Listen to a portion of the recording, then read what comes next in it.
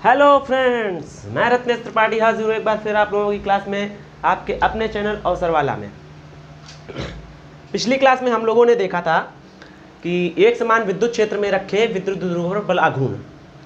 आज हम बात करने वाले हैं एक समान विद्युत क्षेत्र में विद्युत ध्रुव को घुमाने में किया गया कार्य। यहाँ पर किए गए कार्य की कैलकुलेशन या गणना हम लोग करेंगे कि किसी भी विद्युत ध्रुव को घुमाने में कितना वर्क करना पड़ता है। जब विद्युत ध्रुव को घुमाया जाता है तो उस पर कितना कार्य करना पड़ेगा, हम आज ये पढ़ेंगे।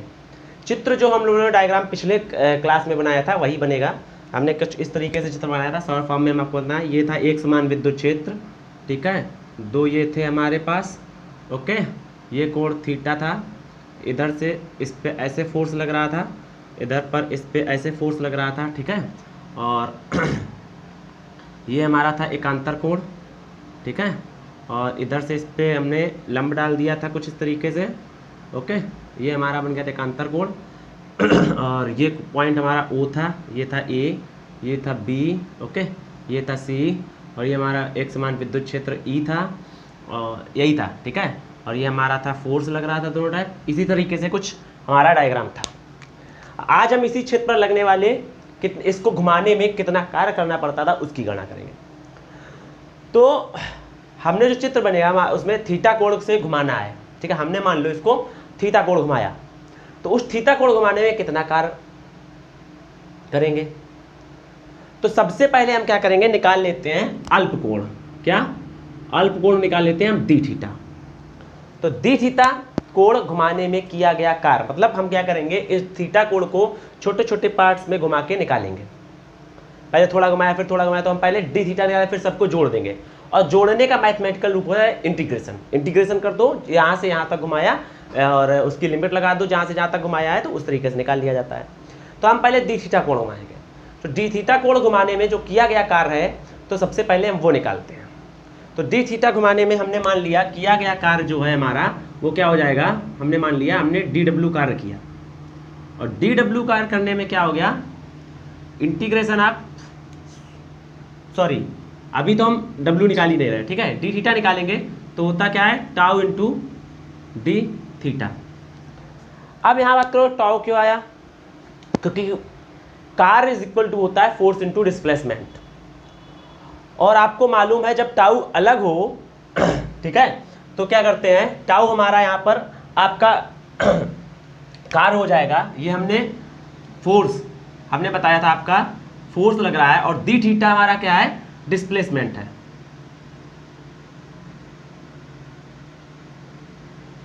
तो फोर्स हमारा हो गया यहाँ पर टाउ, और डिस्प्लेसमेंट जो हो जाएगा वो हमारा हो जाएगा डी थीटा।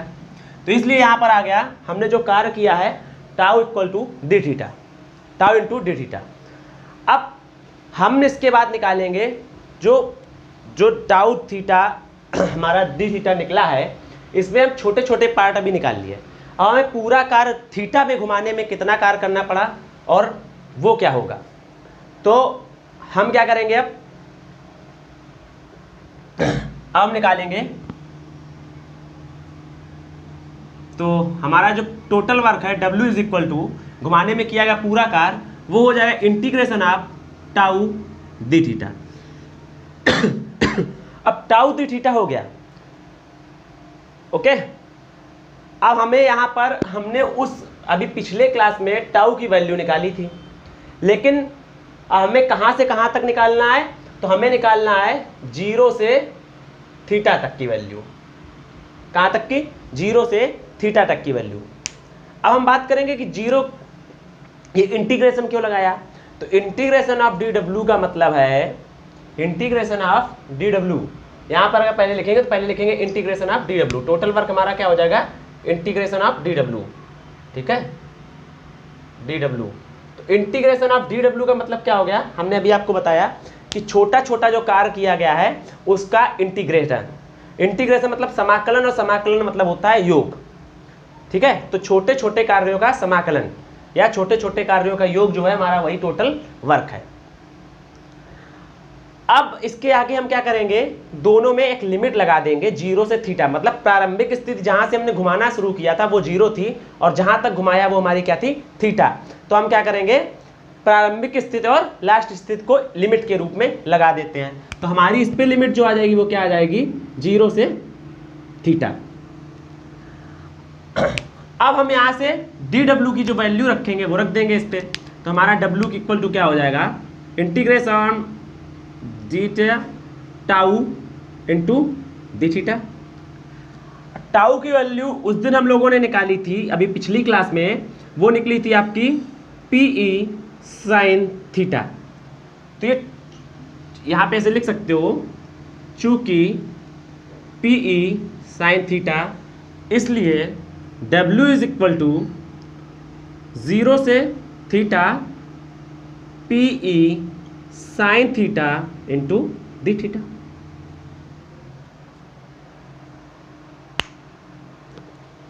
ओके, ये हो गया PE sine theta D theta. अब हम क्या करेंगे, देखो P यहाँ पर आपका क्या है, कांस्टेंट। तो कांस्टेंट इंटीग्रेशन में क्या होता है, बाहर आ जाता है। हम इसका जब समाकलन करेंगे तो कांस्टेंट हमारा क्या हो जाएगा, ये बाहर आ जाएगा।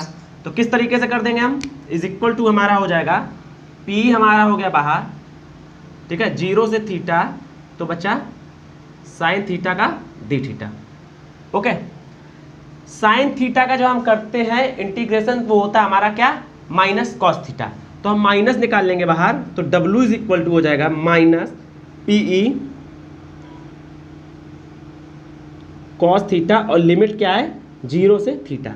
अब इस लिमिट को क्या होता है, upper limit minus lower limit. तो W इज इक्वल टू क्या हो जाएगा, माइनस PE अपर limit cos theta minus cos 0। अगर हम यहाँ cos 0 की बात करें तो cos 0 की वैल्यू क्या होती है हमारी 1, ठीक है। और जब cos 0 की वैल्यू यहाँ रखेंगे तो हो जाएगा minus PE cos theta minus 1। अब जब हम इस माइनस को अंदर करेंगे तो हमारी चीज़ें पलट जाएंगी। तो W इज इक्वल टू क्या निकलेगा, PE 1 माइनस कॉस थीटा। तो ये हमारा क्या है, ये है हमारा एक समान विद्युत क्षेत्र में विद्युत द्विध्रुव को घुमाने में किया गया कार्य।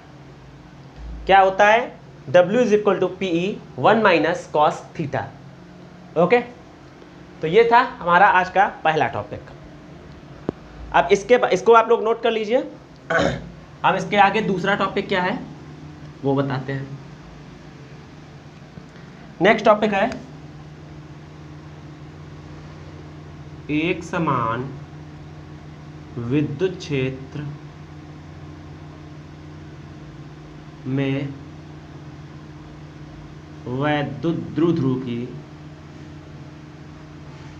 की स्थितिज ऊर्जा। क्या, स्थितिज ऊर्जा। हमारा टॉपिक आज का ये है, एक समान विद्युत क्षेत्र में वैद्युत द्विध्रुव की स्थिर ऊर्जा। तो इसको हम देखो सेम टू सेम इसी कंडीशन में देखेंगे, जो पूरा है एक बार हम फिर से इसी को रिपीट करेंगे। बस इसमें हमारा चेंज क्या होगा, जो हमारी लिमिट है वो चेंज हो जाएगी। वो लिमिट अभी आपने देखी कहाँ से, 0 से थीटा डिग्री तक। लेकिन जब हम स्थितिज ऊर्जा निकालते हैं, स्थितिज ऊर्जा को बोलते हैं पोटेंशियल एनर्जी। तो जब हम स्थितिज ऊर्जा निकालते हैं, पोटेंशियल एनर्जी निकालते हैं, तो हमारी लिमिट हो जाती है पाई से थीटा। कहाँ से हो जाती है, कहाँ तक, पाई से थीटा। तो बस केवल इतना ही चेंजमेंट होगा, और वही आपकी जो आप इंटीग्रेशन करेंगे वही आपकी वैल्यू चेंज हो जाएगी। सॉरी, थोड़ा गले में खराश है, इस वजह से थोड़ा खराश की वजह से प्रॉब्लम हो रही है। ओके, तो अब हम नेक्स्ट अपने टॉपिक पे चलते हैं। क्या है, एक समान विद्युत क्षेत्र में वैद्युत द्विध्रुव की स्थितिज ऊर्जा। अभी तक हमने जो पिछले क्लास में देखा था, आपने आघूर्ण निकाला, फिर बलाघूर्ण बलाघूर्ण निकालने के बाद हमने कार्य निकाला कि घुमाने में कितना कार्य लग रहा है। अब हम क्या करने जा रहे हैं, स्थितिज ऊर्जा निकालने जा रहा है।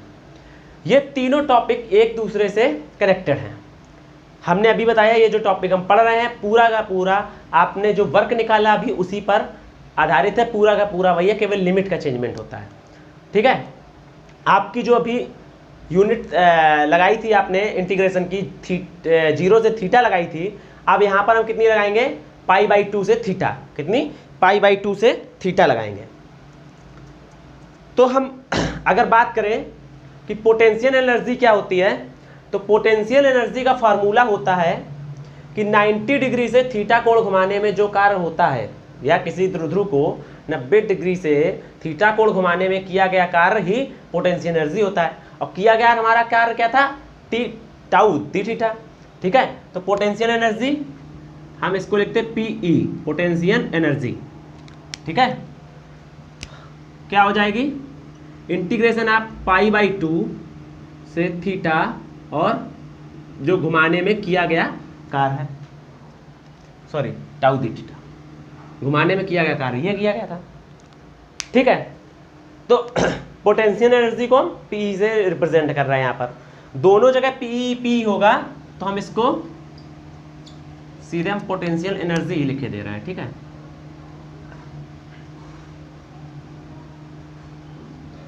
स्थितिज ऊर्जा पीई। ठीक है, ध्यान देना। तो अब क्या करेंगे, इसका इंटीग्रेशन करो। कैसे करोगे भाई, पहले हम क्या करेंगे, यहाँ पर टाउ की वैल्यू रखेंगे, तो π/2 टू थीटा, टाउ की वैल्यू आपको पता है PE sine theta into d theta.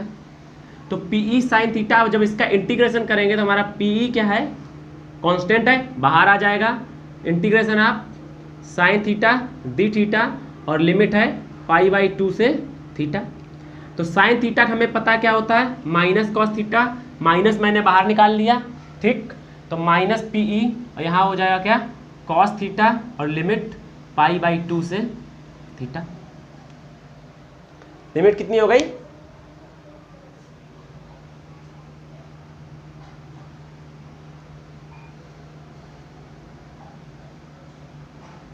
ठीक। अब π/2 की बात करें तो क्या होता है, ये होता है 90। ठीक है, π/2 मतलब 90 होता है। तो हम क्या करेंगे, minus PE upper limit cos theta minus lower limit cos 90। अब cos 90 की वैल्यू देखें तो कितनी होती है, 0। cos 90 की वैल्यू 0 होती है, यहाँ रखोगे तो PE minus PE cos theta minus 0 हो गया। तो अब हम जब बात करेंगे जो हमारी स्थितिज ऊर्जा होती है, potential energy, potential energy is equal to क्या होती है, माइनस पीई कॉस थीटा।